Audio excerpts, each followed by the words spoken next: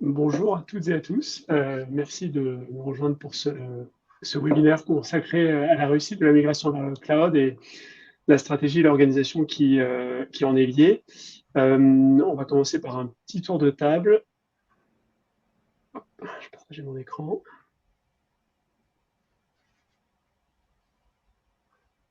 Voilà. Stanislas, je vais te présenter. Oui, Stanislas Castana, donc je suis architecte Azure dans les équipes partenaires chez Microsoft et donc j'aide les partenaires sur les sujets Azure et donc je travaille notamment avec vous, avec Cloud Temple. Je vais prendre le relais du coup. Erwan Le Thor, je suis architecte cloud chez Cloud Temple et spécialiste Azure. Et donc, moi, je suis Jérôme Buton, je suis directeur de la transformation chez Cloud Temple. En deux mots, sur Cloud Temple, on est une entreprise de services numériques spécialisée dans l'hébergement, l'infogérance et la transformation numérique. On travaille en étroite collaboration, notamment avec Microsoft, sur des transformations, des projets de Move to Cloud vers Azure et en cloud hybride, Azure Cloud Privé. Et on remercie beaucoup Stanislas pour sa présence et qui nous a beaucoup aidé pour la méthodologie qu'on va vous présenter aujourd'hui. On travaille ensemble depuis de nombreux mois maintenant avec cette méthode. Rapidement, en termes de sommaire, on va d'abord faire un petit état des lieux du paysage actuel avec les différents enjeux. Ensuite, on abordera donc la démarche méthodologique à proprement parler. Et ensuite, comment nous, en tant que SN, on s'est transformé, on a évolué pour pouvoir affronter les challenges qui sont liés à ces nouveaux modèles.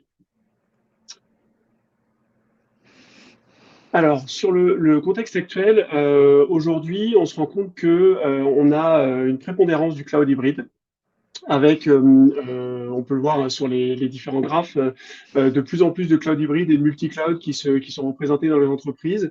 C'est un vrai challenge parce que on a potentiellement des approches qui sont relativement différentes et justement un des enjeux de notre méthodologie, c'est de pouvoir unifier au maximum ces approches. Ça rajoute pas mal de complexité également, que ce soit en termes d'organisation ou en termes de technique.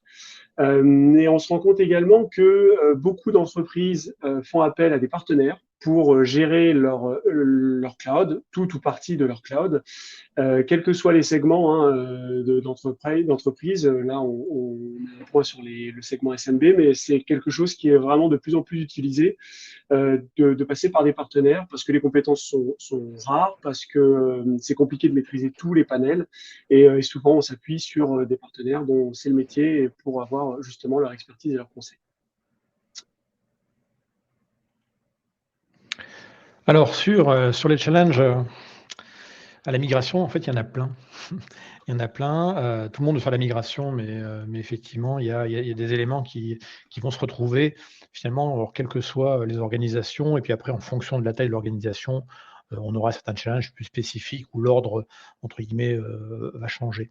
Mais globalement, la première difficulté qu'on a quand on fait une migration vers du cloud, c'est d'être capable, en fait, finalement, de faire un assessment, une évaluation de son parc, de son inventaire applicatif et de comprendre surtout, en fait, l'interdépendance qu'il peut y avoir entre les applications.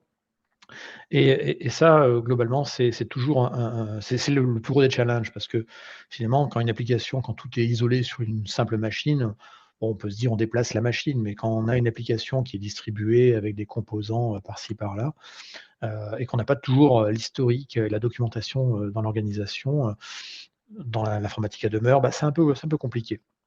La partie faisabilité technique est un challenge également.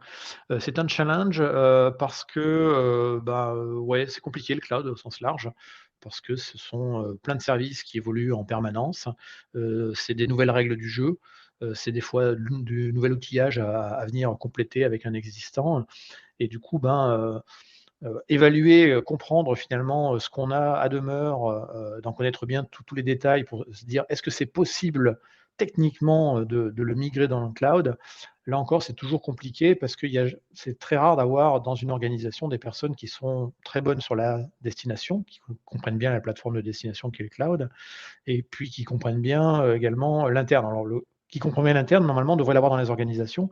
Néanmoins, le cycle de vie d'une organisation et le déplacement des populations, interorganisation font que des fois, on n'a pas toujours une connaissance complète de son «environnement à demeure» entre guillemets et donc savoir si est-ce que techniquement ça va remarcher en face, c'est toujours un petit peu compliqué. Ça fait partie des gros challenges en fait, et on se pose toujours la question de, est-ce qu'on peut le faire? Est-ce que ce sera supporté? Et cetera. Pour peu qu'on ait en plus un applicatif un peu historique, avec un peu d'héritage, ça peut être compliqué. Et du coup, la question qui suit en général et qui est le troisième challenge, c'est combien ça va coûter? Et ça, la réponse est toujours: «Ça dépend». Parce qu'effectivement, ça dépend des choix qu'on va prendre pour migrer, sous quelle forme, sera la destination, hein. Et puis surtout, quand on va parler des coûts, on va s'apercevoir que très rapidement, on va rentrer dans des, discussions où on va comparer des torchons et des serviettes. Alors certes, des torchons et des serviettes permettent dans les 2 cas de s'essuyer par exemple les mains, mais c'est pas exactement la même chose. Et quand on va comparer, souvent le coût d'une infrastructure, à demeure par rapport à un coût dans du cloud public, eh bien, on va comparer souvent les éléments de coût qu'on connaît sur notre infrastructure à demeure, à savoir, le coût du matériel qui a été acheté, le coût de la licence logicielle éventuellement. L'électricité, c'est pas toujours le cas parce qu'on la ramène pas forcément à l'intérieur, parce que c'est des fois géré par les services généraux. Les coûts des contrats de maintenance pour la sécurité, la climatisation, l'assurance du bâtiment, les taxes foncières et cetera. Tout ça, on les a pas forcément «inclus» entre guillemets, dans le coût de l'informatique à demeure. Pourtant dans du cloud public, ces coûts-là, on les intègre. Donc ça, c'est vraiment les gros challenges. Là, c'est les challenges à la migration et il y a les challenges entre guillemets après à opérer, dans du cloud public et du coup opérer dans du cloud public, dans les challenges qu'on va avoir, le premier er auquel on discute toujours, c'est la partie sécurité. Est-ce que ce sera plus sécurisé, dans le cloud public? Est-ce qu'il n'y a pas un risque? Et cetera, et cetera. Le deuxième gros challenge, pour toutes les organisations, petites ou grandes, c'est effectivement les compétences. On passe d'un environnement à un autre qui va nécessiter une remise en cause des compétences, des personnes, de leur façon de travailler. Et puis, trouver de l'expertise sur certains sujets, c'est compliqué parce qu'aujourd'hui, il y a beaucoup de demandes et l'offre, elle est pas là, quoi, tout simplement. Et puis, le 3e des gros challenges, effectivement, est un peu en relation d'ailleurs avec, les challenges à la migration. La migration, c'est la comparaison des coûts et une fois qu'on est dans du cloud public, c'est OK, comment on gère ses coûts? On est sur un modèle qui est très différent du modèle à demeure où on est massivement, on utilise des investissements qu'on amortit. Alors dans les clouds publics, on est sur une dépense qui est variable, qui va dépendre de son usage et là encore, quand c'est mal géré, on peut avoir des mauvaises surprises et on peut comprendre que ça génère, un challenge et une crainte. En fait, les points sécurité et dépenses dans le cloud, elles peuvent être traitées et gérées et on peut limiter effectivement le challenge avec une bonne gouvernance et ça, on va en parler, juste après. Alors du coup, pour migrer vers du cloud public, il ne faut pas réinventer la roue, ça fait déjà plus de, allez, entre 12 et 14 ans ou 15 ans que le cloud public existe, sous les formes qu'on connaît aujourd'hui. Alors ça a évolué, mais en tout cas la démarche est à peu près restée la même. Il y a déjà plein d'organisations petites et grandes qui ont déjà fait des migrations et globalement, que ce soit les hyperscalers ou les MSP, ils ont une compétence sur ce sujet-là et globalement, les hyperscalers essayent de fournir, de partager leur expérience, sous la forme d'approches méthodologiques. Donc il existe chez Microsoft 2 grands frameworks, dont un, qui est important à connaître quand on fait un projet de modernisation et de transformation et de migration vers du cloud, c'est le CAF, le Cloud Adoption Framework. Et le CAF, en fait, c'est quoi finalement? Hem c'est un ensemble de guides qui vont, permettre du coup aux architectes, aux décisionnaires, de faire en gros les bons choix et d'atteindre les objectifs qui se sont fixés dans leur projet de transformation et justement de modernisation vers du cloud. Donc, le Cloud Adoption Framework est un ensemble donc de documents, c'est assez gros, il y a beaucoup, beaucoup de pages et globalement, on a découpé ce framework, ce cadre de travail, finalement, sous un ensemble d'un cycle et l'idée, c'est une amélioration après continue, et une évolution perpétuelle, parce que par définition, il n'y a rien n'est figé. Donc dans le cycle du CAF, il y a différentes étapes qui vont contenir différents types de chantiers allant de l'évaluation, de la définition de qu'est-ce qu'on veut faire dans du cloud, à la planification, à la mise en place opérationnelle de zones d'accueil, on en parlera tout à l'heure. Et puis après, effectivement, il y a vraiment l'opération qui va être de déplacer des charges de travail, des applicatifs vers du cloud. Une fois que ça s'est fait, effectivement, il y a tous les chantiers qui correspondent au challenge dans le cloud une fois qu'on y est, à savoir la sécurité, la gouvernance, le management. Et ça encore, ça fait partie, c'est documenté dans le CAF. Donc le CAF, c'est un très bon support, entre guillemets, pour ne pas réinventer la roue. C'est un cadre de travail qui va vous aider à cadrer effectivement votre projet de migration. Ce qui est important de préciser dans le Cloud Adoption Framework, c'est que on ne commence pas par la technique. C'est une erreur souvent qui a été réalisée par le passé dans les premiers projets de migration, c'est qu'on le voyait sous un prisme vraiment très technique de déplacer des workloads vers le cloud ou les clouds. Et souvent, on se rendait compte que ça occasionnait pas forcément un ROI très important et puis pas mal de friction entre les avantages que devait apporter le cloud sur le papier et puis la réalité une fois la migration réalisée. Et on s'est rendu compte, pour avoir pas mal travaillé sur le Cloud Adoption Framework avec les équipes de Microsoft et avec Stanislas, c'est que la première brique du CAF, ou même les premières briques, c'est avant tout des éléments qui sont stratégiques pour aligner la stratégie IT avec vraiment les enjeux business et les enjeux métiers de l'entreprise. Et on n'aborde pas la technique tout de suite.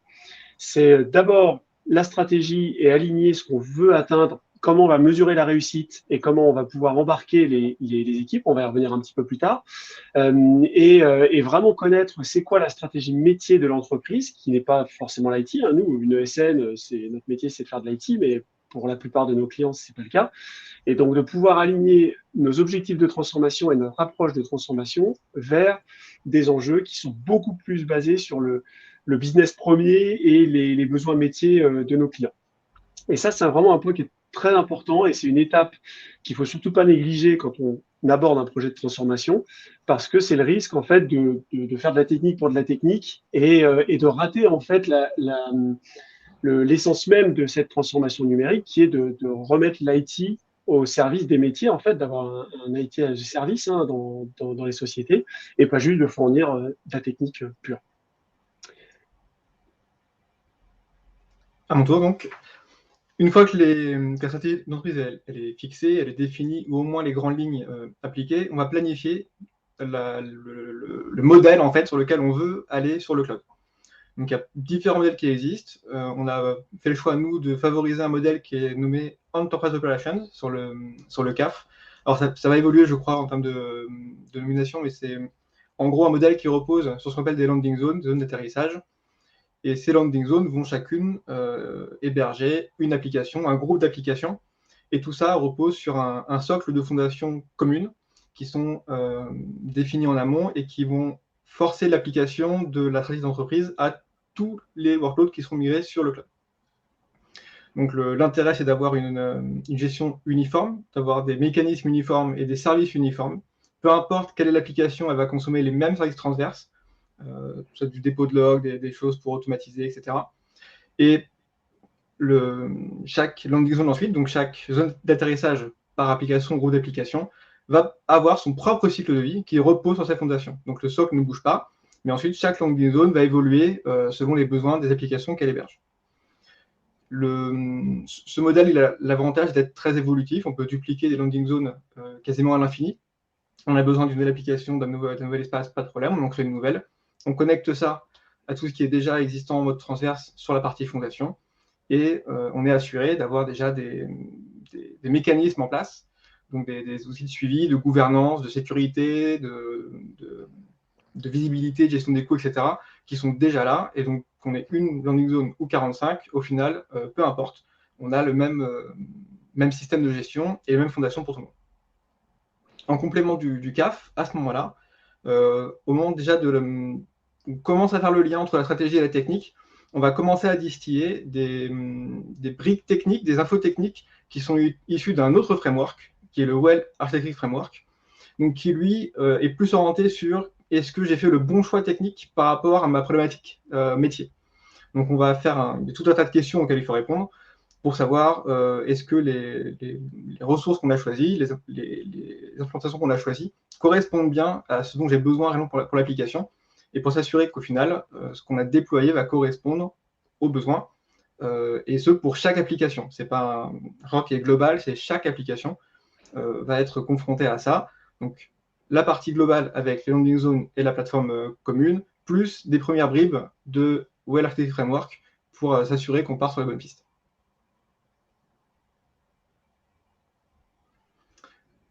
Merci. Pour faire le lien du coup avec la technique et ce qui a été énoncé par San juste avant, on a parlé des enjeux. En fait, on peut les corréler à des problématiques d'adoption qui sont des problématiques réelles, qui ont été des problématiques ressenties et exprimées.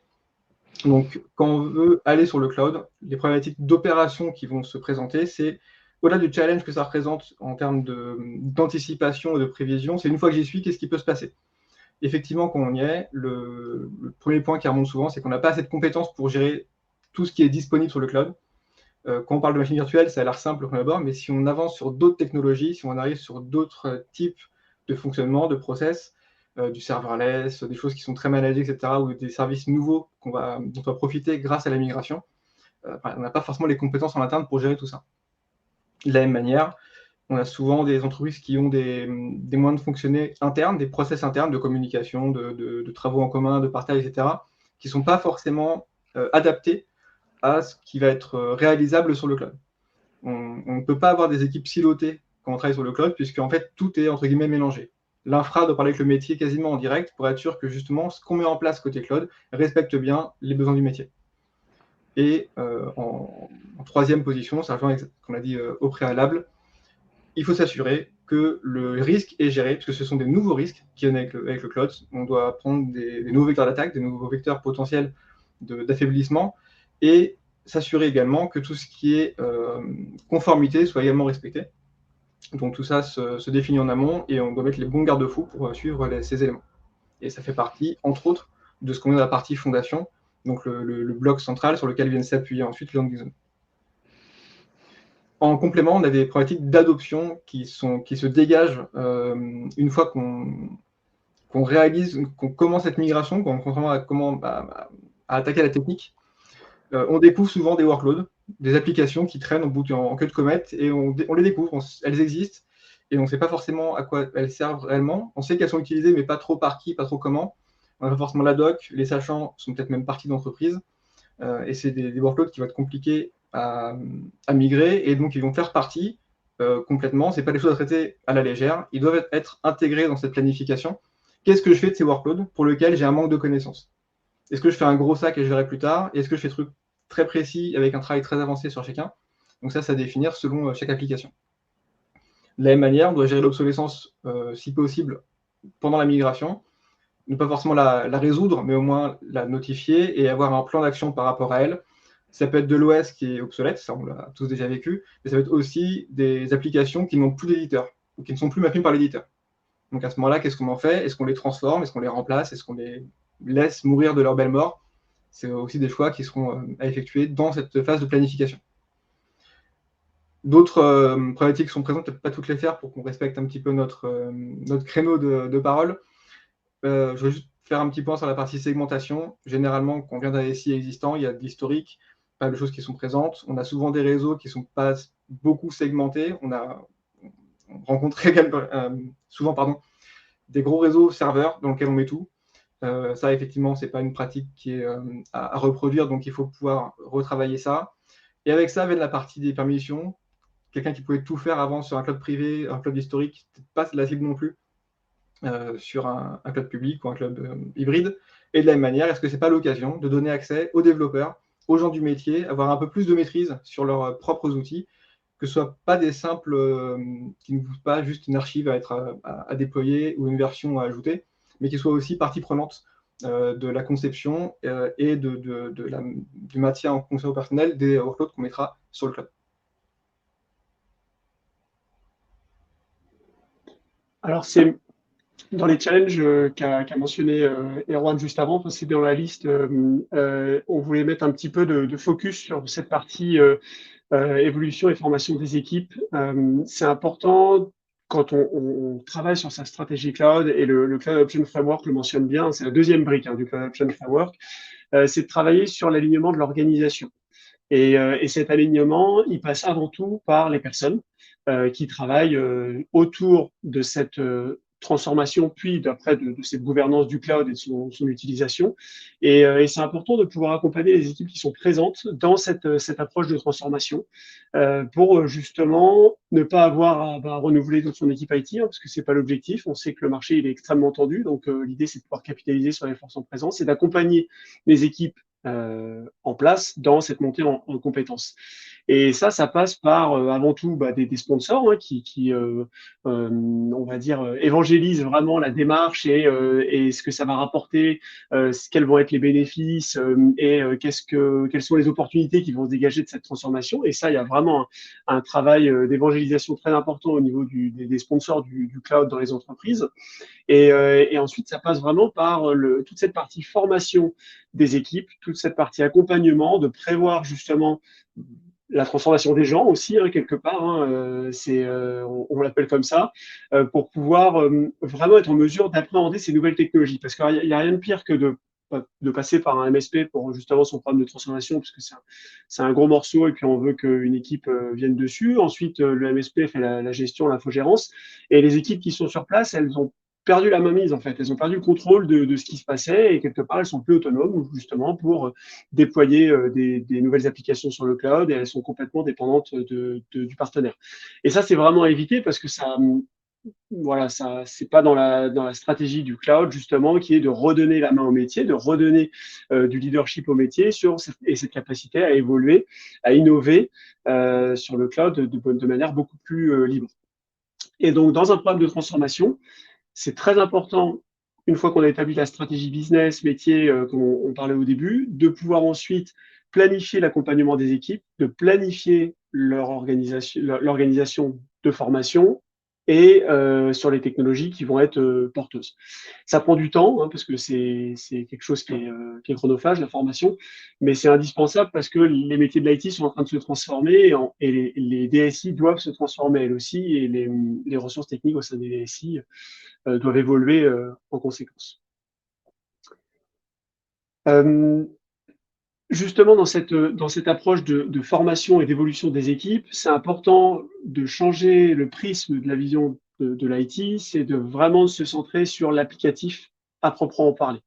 Ce que nous on appelle application centrique de notre côté, c'est qu'en gros, on fait pas de l'IT pour faire de l'IT, hein, on fait de l'IT en rapport avec les métiers et on se focalise avant tout sur des besoins métiers, sur des KPI et sur des mesures qui vont pouvoir être tangibles par les métiers. Ça peut être des SLS, ça peut être des fréquences de déploiement de nouvelles versions, ça peut être tout un tas de métriques qui sont autres que juste temps de réponse des serveurs, hein, quelque part. La performance applicative est un métrique très important. Mais en soi, on commence par venir collecter ces besoins métiers, parce qu'au final, au niveau IT, quand on voit un cloud comme Azure aujourd'hui, on a quasiment toujours une solution technique. Alors, elle est plus ou moins difficile à mettre en place, elle est plus ou moins chère aussi, mais au final, on va toujours trouver une solution. On va toujours réussir à trouver l'option Azure qui va venir nous résoudre la problématique. Et donc, il vaut mieux se concentrer sur les besoins métiers et comment venir leur apporter de la valeur, plutôt que de se prendre la tête sur une architecture technique infrastructure, parce qu'au final, on va réussir à trouver la solution. Voilà. En tout cas, c'est l'approche qu'on a. Et on se rend compte au final que avoir cette vision métier, c'est beaucoup plus parlant pour nos clients également. Parce qu'on leur parle avec leur propre langage et pas juste on vient avec nos éléments infrastructures. Et justement, par rapport à ces besoins métiers, Erwan en parlait tout à l'heure par rapport aux landing zones, c'est qu'au final, on ne se limite pas au nombre de landing zones, puisque leur gestion est très unifiée et très centralisée, et leur construction est très commune, avec des règles qui sont établies pour toutes les landing zones. Au final, on peut même avoir autant de landing zones qu'il y a d'applications, quelque part, tant que les KPI métiers sont respectés. Et donc, il faut avant tout se focaliser sur les KPI métiers, et ensuite, on aligne les landing zones et les règles qui vont avec en fonction de ces KPI. Dans la continuité, c'est important dans ces programmes de transformation et dans cette démarche d'adoption du cloud, d'avoir une organisation qui est vraiment très structurée et qui embarque un maximum de personnes, parce que c'est un vrai changement culturel, c'est des nouvelles méthodologies, une nouvelle approche, une nouvelle manière de penser. Et on est persuadé, et on l'a vu lors des programmes de transformation qu'on a pu mener, que plus il y avait de personnes autour de la table, que plus de corps de métier, on va dire, étaient représentés autour de la table, pas forcément en termes de nombre de personnes, parce que ça peut être ingérable, plus on arrivait à embarquer de personnes dans les programmes de transformation et moins la peur du changement était présente, ou en tout cas elle était élevée plus vite. On a mis voilà, sur le schéma quelques personnes qui nous semblent importantes d'avoir autour de la table. Voilà, les gens de la sécurité, c'est très important, mais également d'embarquer les métiers et les responsables financiers dans ce programme de transformation, parce que plus on les intègre tôt et plus ils comprennent ce qui doit être fait et ils vont voir les gains. Et on pourra travailler avec eux sur les gains. On peut le voir avec les responsables financiers. C'est important pour eux d'avoir des dashboards, de pouvoir identifier les coûts qui sont associés au cloud, mais c'est pas juste les coûts, parce que Stan en a beaucoup parlé ces derniers mois. C'est avant tout ce que rapporte le cloud et on le compare par rapport à quoi. Et ça, c'est vraiment très important de pas juste regarder la facture en bas et de se dire, OK, il y a une facture, certes, elle a peut-être augmenté, mais elle a augmenté par rapport à quoi au mois précédent, et qu'est-ce que c'est venu nous rapporter en contrepartie de ces coûts qui ont augmenté. Et ça, c'est des points qui sont très importants et d'intégrer dans la démarche. Là, on parle de FinOps, mais pour la partie métier, ça peut être sur des sujets déploiement, de la CI/CD, des choses comme ça. C'est important de pouvoir intégrer ces référents et responsables très tôt dans les programmes de transformation parce qu'ils comprennent la démarche et ils peuvent venir, bien entendu, ils doivent venir apporter également leurs besoins et les envies qu'ils ont vers cette évolution. La partie RSSI et DPO est bien entendu indispensable sur tout ce qui est aspect cloud. Hein. C'est important d'avoir une gouvernance de sécurité et avoir des règles de sécurité qui sont bien établies.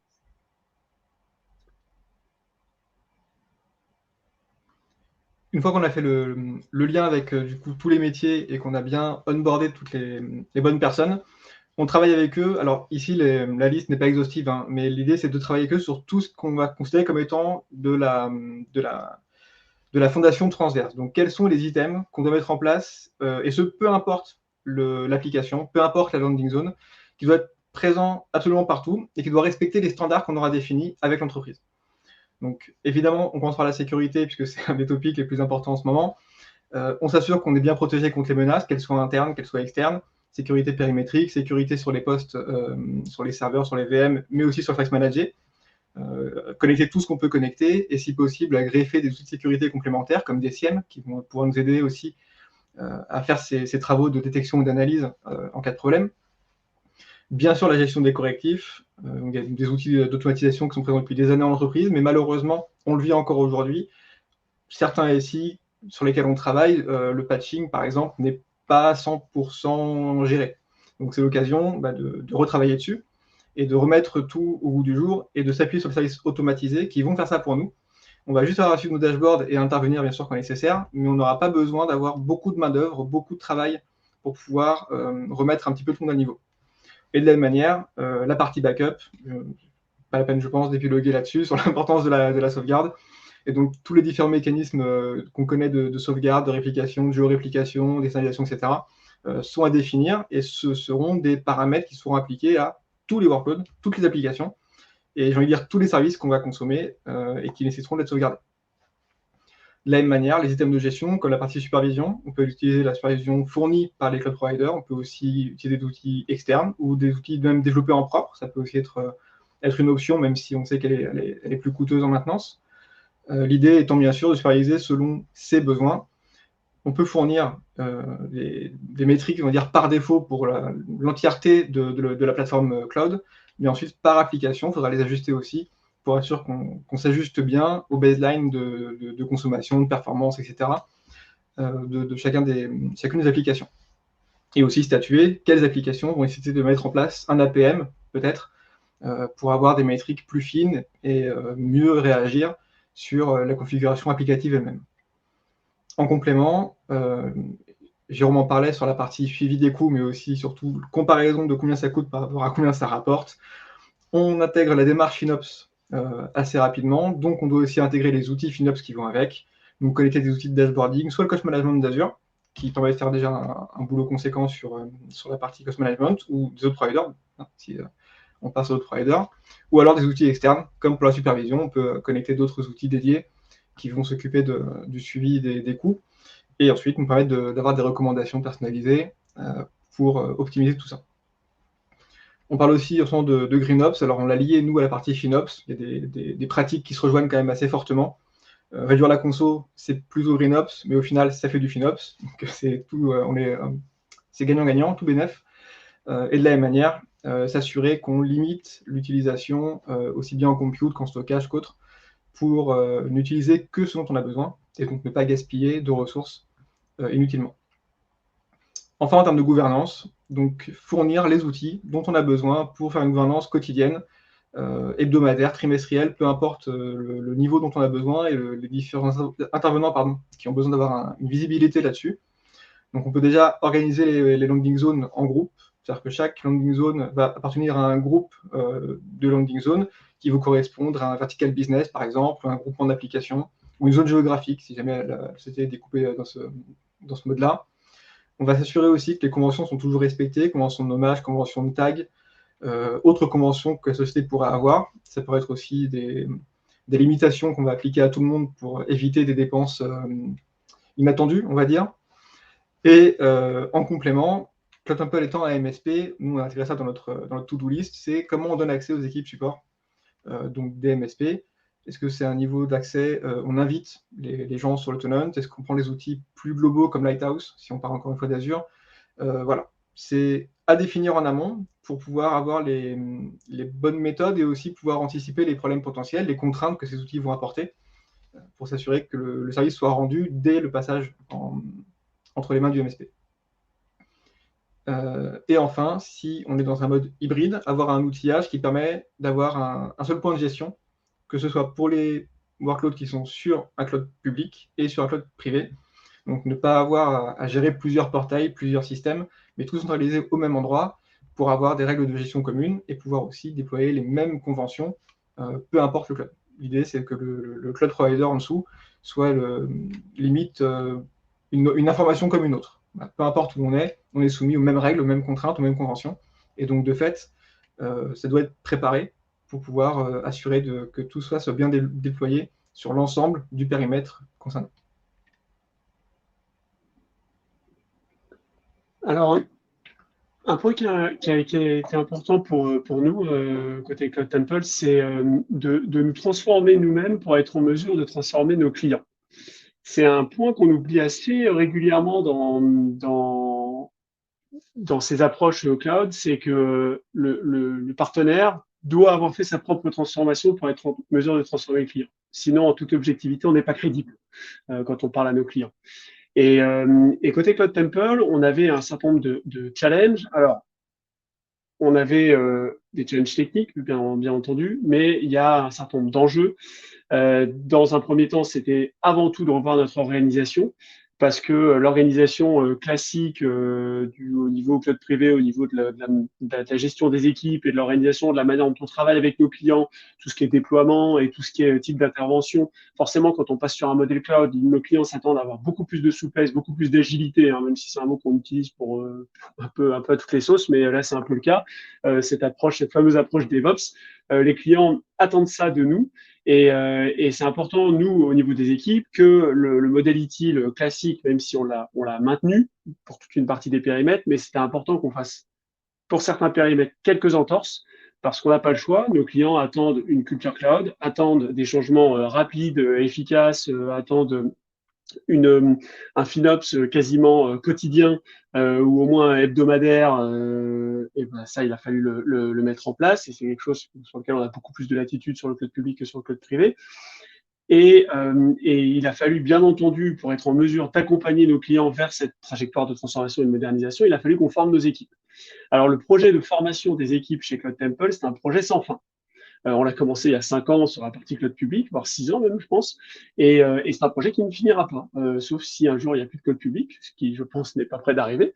Mais voilà, ça fait partie de ces projets dans une entreprise où on est constamment en train de transformer nos équipes parce que Microsoft sort des services tous les mois, si c'est pas toutes les semaines, Stan.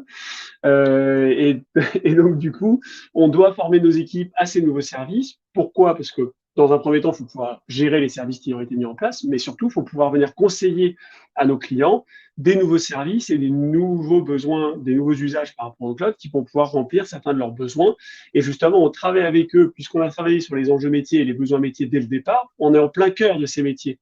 Et on est du coup bien placé pour venir leur proposer des services qui vont pouvoir répondre à leurs nouvelles problématiques, à des besoins en termes d'innovation, et justement, on les accompagne sur ces problématiques-là. Et ça, c'est très important de pouvoir former en continu les équipes. Alors, c'est pas juste les équipes d'experts, d'architectes comme Erwan, hein, c'est aussi bien en centre de service, ceux qui sont au quotidien avec les clients sur la gestion de leurs problèmes. Ces équipes-là sont accompagnées et sont formées, mais aussi bien nos équipes commerciales qui doivent être en mesure, quand un client émet un besoin, de pouvoir faire une première traduction plus ou moins technique d'un service associé pour pouvoir venir le conseiller au client et ensuite de venir s'appuyer sur un architecte pour rentrer un peu plus dans le détail. Et cette transformation des équipes, comme je le disais, hein, ça ne s'arrêtera pas chez nous. La formation chez Cloud Temple, c'est quelque chose auquel on tient beaucoup. Elle est quasiment illimitée.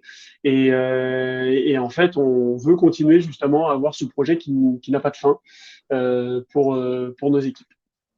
Et cette formation, elle avait vraiment pour but de faire rentrer les équipes dans un autre schéma de pensée, une autre manière de penser, et justement d'avoir cette culture de la formation et cette culture de l'apprentissage. De pas juste, OK, j'ai des services, mes VM, elles sont posées, et puis je vais rester comme ça pendant 3 ans, 5 ans, le temps de mon contrat avec le client, et puis ça va pas bouger. Non, c'est pas l'idée, justement, c'est d'avoir le goût de la curiosité, et le goût de venir apprendre des nouvelles technologies, de vouloir voir ce qui sort régulièrement et de pouvoir se dire, tiens, tel service qui est sorti, qui est arrivé au catalogue et qui est maintenant disponible, ou qui va être disponible bientôt, bah, ça pourrait venir répondre à une problématique d'un de mes clients. Et ça, c'est vraiment une approche de transformation que nous, on a menée et qu'on continue à mener, hein, comme je disais, ça concerne la formation, mais même dans l'approche, on ne doit pas rester sur nos acquis. Typiquement, le Cloud Adoption Framework côté Microsoft, il y a 3 ans, il ne ressemblait pas à ça. Il y a même 1 an, il ne ressemblait pas à ça.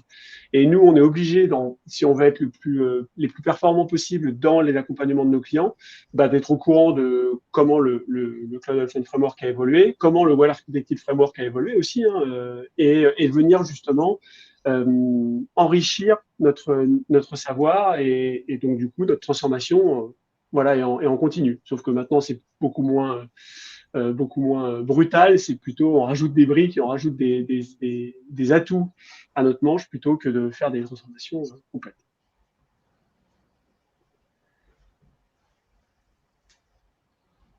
Pour faire tout ça, donc pour arriver enfin à la technique, une fois que tous les enjeux ont été identifiés, il a fallu aussi que nous, techniquement, on se transforme.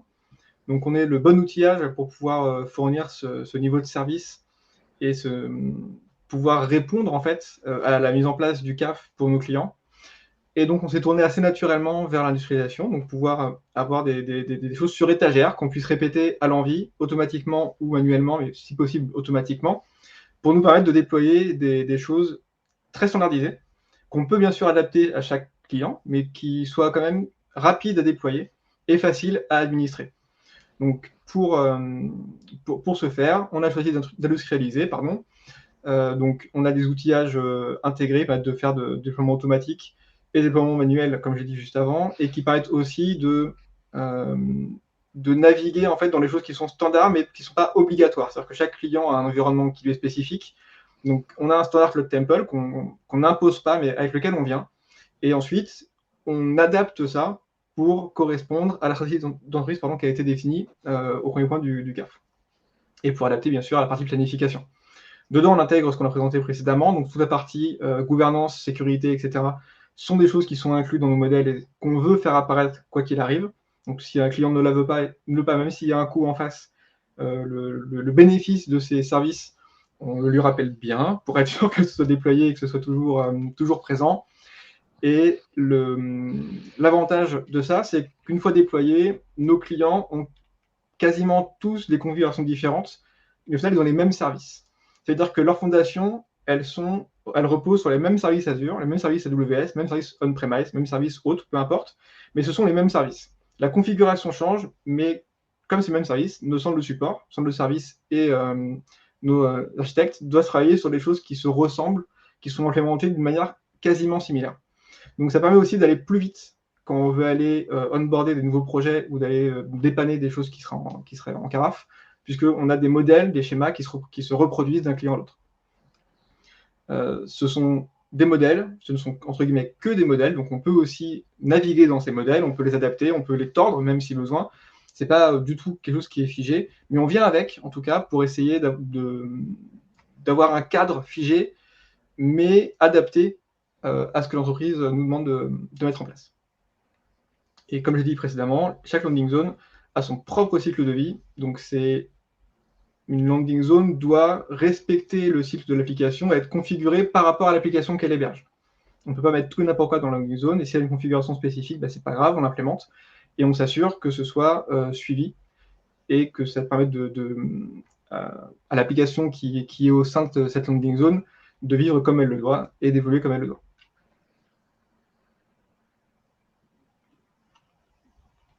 Et donc, pour ce faire, avec beaucoup de surprises, j'imagine, pour ceux qui nous suivent, on utilise de l'infra as code.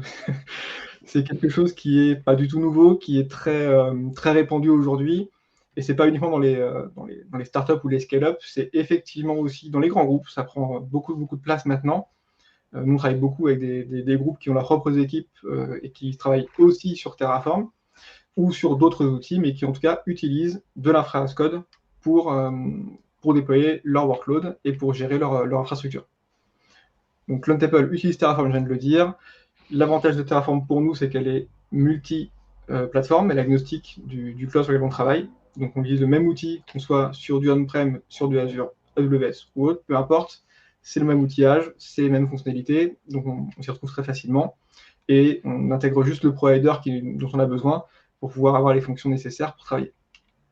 Et par exemple, on l'utilise aussi sur un cloud privé, c'est Cloud, donc il n'y a pas de limitation à son utilisation, et ça peut s'interfacer aussi bien avec du VMware qu'avec des clouds publics.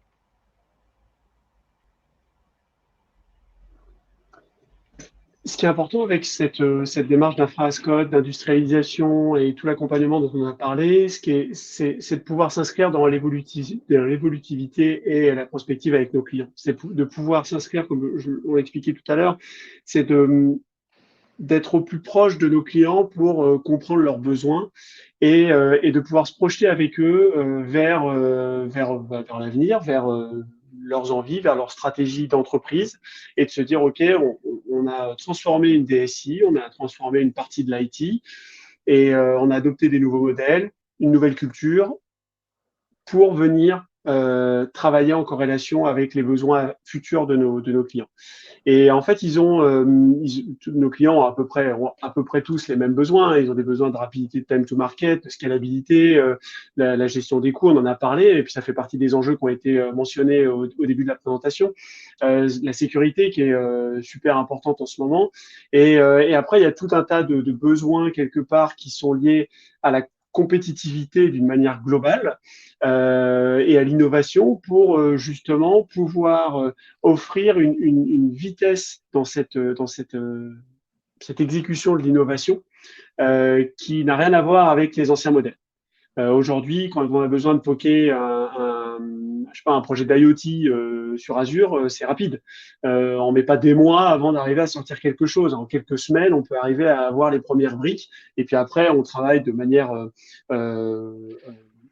agile, par sprint, on va dire, pour pouvoir incrémenter progressivement les fonctionnalités. Mais très rapidement, on peut commencer à avoir les premiers résultats. Pareil, sur tout ce qui est big data, on sait que c'est quelque chose qui est très demandé en ce moment. Et effectivement, les outils qui sont mis à disposition quand on a adopté des modèles cloud permettent d'avancer très vite sur ces problématiques-là.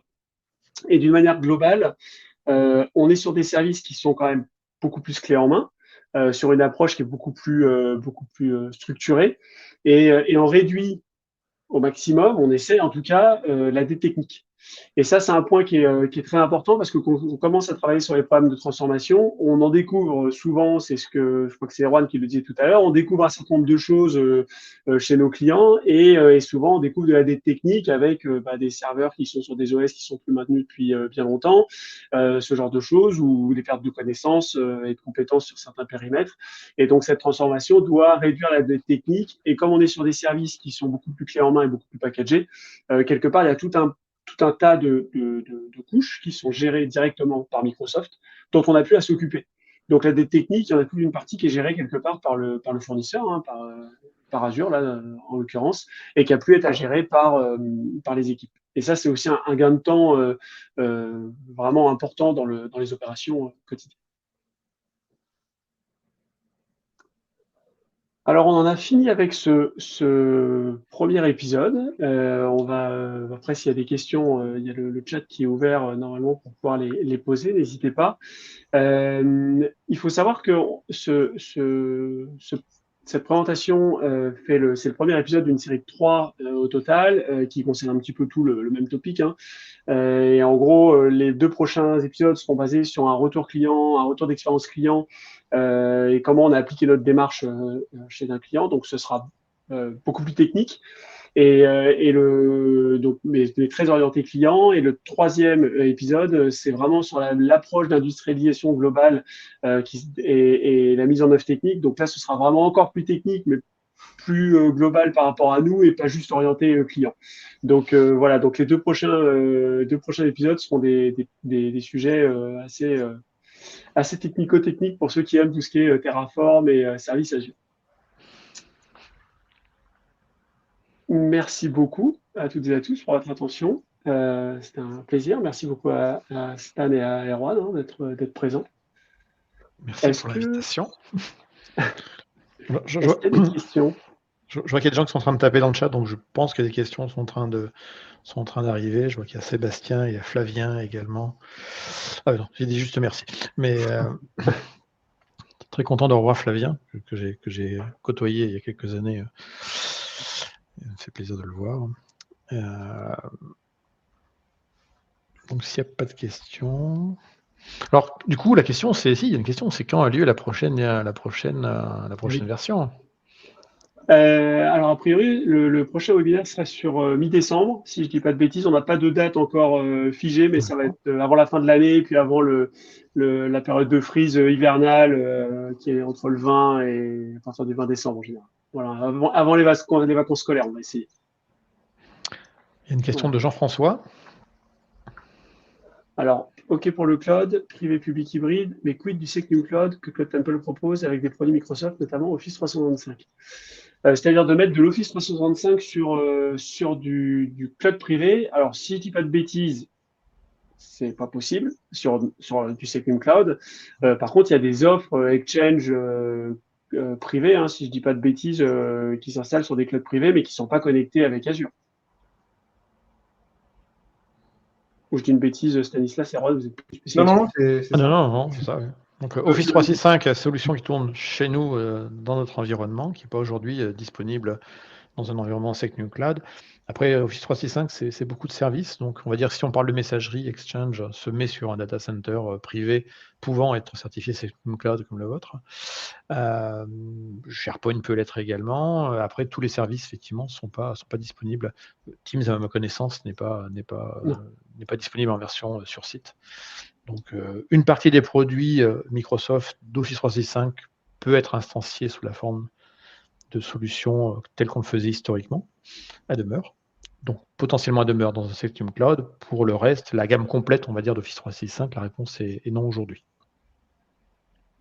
Le même modèle s'applique, qu'on soit sur Secnum Cloud ou n'importe quel autre cloud, en fait. Le même pattern de migration, la même application du CAF peut être faite. On a moins de cibles de transfo, mais ensuite, on peut réaliser le même parcours d'adoption, même si au final, on va que sur un cloud privé. Donc, on sait qu'on a moins de services, mais on a le même framework peut être suivi.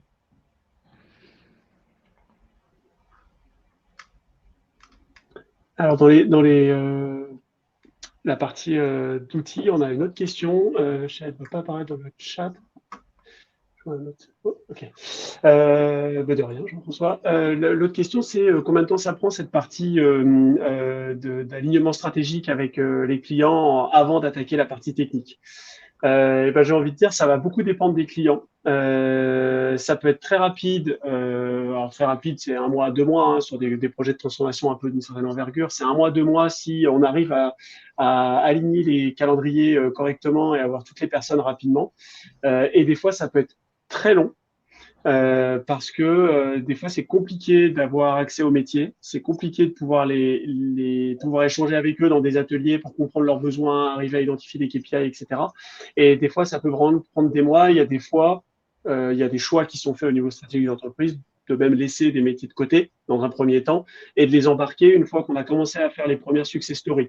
Alors c'est un autre sujet, hein, mais quand on fait un programme de transformation, on essaie de faire dans un premier temps des success stories pour que ça donne envie un peu aux équipes de s'embarquer dans le programme. Hein, forcément, si on commence par des échecs, c'est moins sympa. Et donc voilà, une fois qu'on a fait ces premières success stories, c'est là où on essaie de venir rattraper les métiers qui n'ont pas pu monter dans le wagon au départ. Donc voilà, donc ça va de 1 à 2 mois sur ce départ jusqu'à des fois plusieurs mois avant d'embarquer tout le monde, mais c'est pas pour autant qu'on a arrêté le programme en attendant. Voilà, on essaie d'embarquer le plus grand monde dans le premier wagon et puis après on récupère les autres. Un point important dans la partie stratégique, qui n'est pas une partie à négliger en fait, hein, parce qu'elle va définir un peu la suite des opérations. Le Cloud Adoption Framework contient, contient plein de choses pour bien faire son projet de migration, mais va contenir également de la documentation sur les anti-patterns. Les anti-patterns, c'est les bonnes raisons à ne pas migrer. Les bonnes raisons, c'est pas les bonnes raisons, mais c'est les raisons qui font que le cloud n'est pas forcément la bonne solution. Et donc, parce que peut-être les équipes sont pas prêtes, parce que les équipes ont des contraintes, peut-être parce que l'applicatif est sur des systèmes qui ne sont pas compatibles avec ce qui existe dans le cloud. Il y a plein de, il peut y avoir des raisons, il peut y avoir des raisons justifiables en tout cas. Et les anti-patterns permettent de détecter également les freins qu'il y aura potentiellement dans le projet. Ça peut être également des freins humains dans l'organisation. Peut-être que certaines personnes vont, entre guillemets, défendre leur activité à demeure et du coup devenir trouver toutes les bonnes raisons pour faire en sorte que le projet ne se passe pas bien. Et là encore, c'est pas ça, j'ai envie de dire, c'est humain, c'est ce qu'on voit dans toutes les organisations. Hein. Si tout le monde était aligné à 100% dans les organisations, ça saurait, quoi. Donc la difficulté, effectivement, dans ce genre de gros projet, c'est effectivement d'aligner le maximum de personnes et puis de savoir avancer et d'enlever les freins quand il y a des personnes qui essayent de freiner le projet, quoi. Non, pour rebondir là-dessus, sur les différents frameworks de Microsoft, on a des outils d'assessment qui sont fournis. Et donc, en fait, on répond à tout un tas de questions qui nous vérifient qu'on a bien pensé à tous les items et vérifier les réponses qu'on apporte à ces items pour nous donner un score en pourcentage, pour nous valider, on va dire, ou pas, le fait que le travail est suffisant et qu'on a couvert assez de champs, en fait, pour pouvoir migrer de manière beaucoup plus sereine. Voilà. Et ça, en fait, c'est ce qu'on appelle les assessments, donc des évaluations en fait de la maturité d'un client à aller se projeter et à aller vers un environnement de cloud public. Je vais vous donner un exemple d'anti-pattern. Si on a une organisation qui travaille dans un marché qui est ultra régulé, sur un marché qui est fini, parce que par exemple, ça touche, je dis n'importe quoi, un éditeur logiciel qui vendrait des solutions à des mairies. Et puis la solution, une fois qu'elle est mise en place, il y a peu de chances que dans les mairies, ils les remplacent tous les 4 matins parce que quand l'outil marche, il marche, voilà. Et puis imaginons que sur ce type de solution, il y ait 1 ou 2 ou 3 acteurs sur le marché, c'est-à-dire 3 acteurs qui se découpent un gâteau qui est fini. Ils ne sont pas forcément en concurrence parce qu'effectivement, il y a pas une volonté toujours dans les mairies de changer en permanence tout l'outillage informatique. Je pense qu'ils ont d'autres problèmes. On peut se dire qu'à ce moment-là, les bénéfices à aller dans du cloud public avec de l'élasticité des services ultra dynamiques et nouveaux, c'est peut-être pas les conditions idéales pour l'éditeur logiciel. En ce cas-là, si lui il est dans un domaine bien fini où il n'y a pas beaucoup de concurrence, donc pas besoin de se démarquer, donc d'aller chercher des nouveaux services, on peut comprendre que c'est pas forcément un très bon candidat à aller dans un cloud public. Et si en plus il est lié à de la régulation, tous les clouds publics n'ont pas forcément toutes les certifications on va reprendre l'exemple de Secnum Cloud, par exemple. Donc là, ça fait partie également peut-être des anti-patterns qui peuvent être détectés. Et c'est là où il faut les détecter dans l'évaluation de la maturité d'un client à aller vers du cloud public tel que Azure, par exemple.